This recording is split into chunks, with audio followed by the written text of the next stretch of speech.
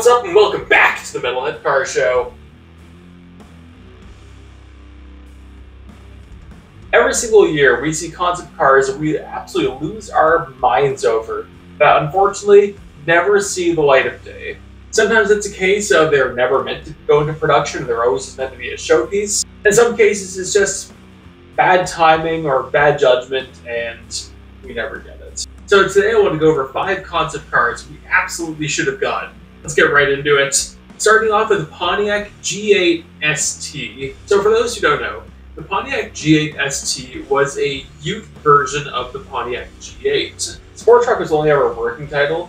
Pontiac was actually to let fans pick the name because they figured the fans could actually kind of do better than ST. Now since the G8 also used the GM Zeta platform, they were using the Holden Maloo Ute body for the G8 ST, so it'd be a really easy swap. It's really just a front clip, or less than that. So fortunately, this wasn't going to cost a fortune for Pontiac to do. The chassis was safety, the body was already kind of good to go, they had the engines that worked, and they already had kind of excitement for it since this would have been the first Ute in America since, I believe, 1987.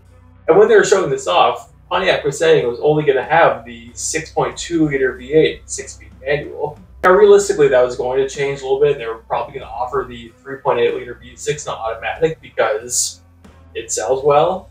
But nonetheless, Pontiac was generally excited to bring this thing out and have a Ute in North America for the first time since the 80s. But unfortunately, this thing was shown off in like mid to later 2009, and Pontiac was moments from death. So unfortunately, we never got it. Unfortunately, not every car on this list was actually planned to come out, but this thing actually was, so it stings just a little bit more that we never got it. In 4th place, the Dodge Demon. Nope, not that Dodge Demon, this Dodge Demon. I think the Dodge Demon Roadster is gorgeous. I think they did an awesome job styling this car. And what's really cool about it is they didn't really go too far with it. When you make a concept car, you don't really have rules to follow when making it. It can be whatever you want because it doesn't actually need to be released that way. But Dodge made a car that looked a couple years ahead of its time without looking like some ridiculous concept car that'll never come out. I think they probably could have sold it that way and it would have worked really well. This thing would have been made to kind of compete with the Pontiac Soul System, maybe even the Mazda Miata and Honda S2000 at the time. And had this thing actually come out, we probably would have got an SRT4 version using the Caliber SRT4 engine making 300 horsepower, which would have been a 300 horsepower small manual rear-wheel drive convertible, which not many cars in America at the time being sold like that. But the Demon was coming out at a time where the big three were kind of in a financial struggle, and having a small little sports car didn't really make sense, especially when they're going to need to make an all-new chassis to make it happen. So it's not too surprising that unfortunately we never got this. 3rd place, the Chevy Nomad. Quick history lesson, the Chevy Nomad was made on the Chevy Belair platform back in the 1950s, and its thing was kind of a shooting brake. It was a 2-door, but with a wagon rear end and a short wheelbase. So honestly, it's kind of the coolest body Chevy made for one of these older cars. I think it was like 2003, 2004, Chevy showed it off as something that was going to be used in some capacity. And this was going to be a rear-wheel drive, 2-door, 4-cylinder at the front end, but something that could actually come out in production. And it sort of did. Now, despite the Nomad never actually came out, this chassis was used for the Pontiac Solstice, the Saturn Sky, and the Opel GT, I believe. There might be one more. But honestly, let's be real. Why didn't it come out? Now, let's be real. GM wants to make as much money as possible. So if they are willing to make a variant for Pontiac, Opel, and Saturn, why not do one for Chevy? Now, would doing this retro throwback hatchback made sense? Well, kind of. Now, you see at that point, the retro throwback was really hot. So it would have made sense for Chevy to actually take part in that. And despite being the same body underneath, it would have actually made sense to have the Nomad and the Solstice kind of for sale at the same point. As when one's a convertible, the other one's a coupe with a hatchback, so you have one that could be more sporty and one that could be more practical and they probably wouldn't have really competed. And the Solstice did eventually get a coupe version, but it was nowhere nearly as practical as what the Nomad would have been. And since Chevy didn't die like Pontiac and Saturn did, this thing likely would have got the turbo Cobalt engine that made 260 horsepower.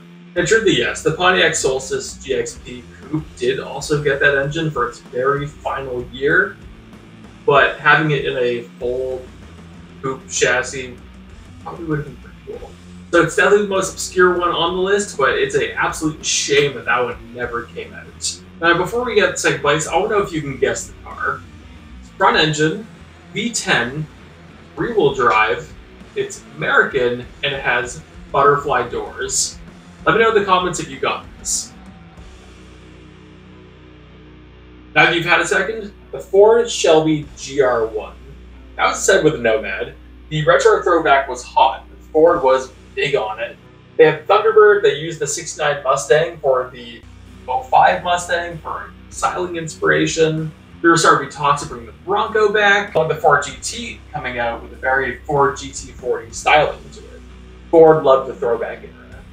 So when Ford and Shelby started working together around '04, '05, they started working on these two concepts. One was for the Cobra and one was for a new Daytona. The Daytona was called the GR1. And this thing had a beautiful polished aluminum body. It had butterfly doors, which Ford wanted to use for a very long time at that point, and it was a big part of Ford's kind of failed 10 program. And I say it's a shame for all these cars that didn't come out, but this would have been wicked competition for the, kind of the upcoming vets at that point, Viper, and if it could kind of dominate the sports car class while the GT did a great job in the supercar class, Ford would have been a real threat. Unfortunately, the two Shelby concepts never came out. The Ford Performance V10 program was cancelled, and Ford moved on from throwbacks. But that wasn't quite the end of the GR1.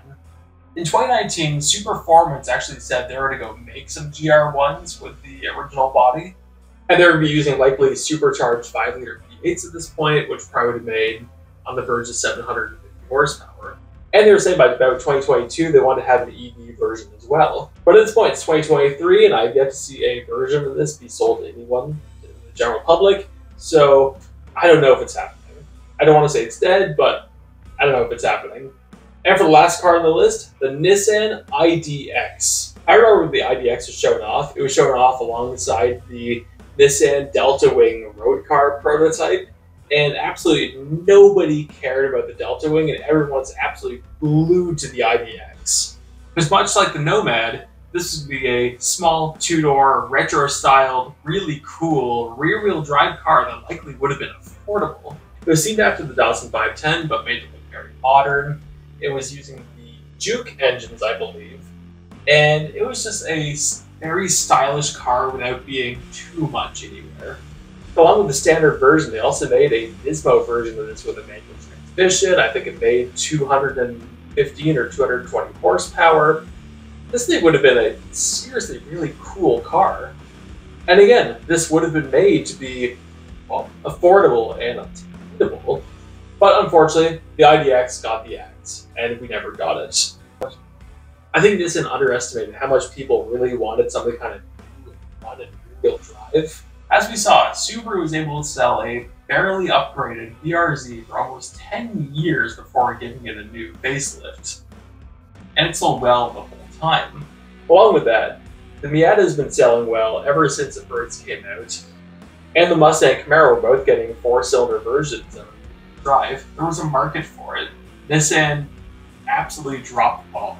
So that's 5 concept cars that never came out that absolutely should have. But I want to know, what concept cars were shown off that you want to see that never happened? Let me know in the comments. Thank you all so much for watching. Like, subscribe if you enjoyed what you've seen. I post on Wednesday, Friday, and Sunday, and I'll see you later.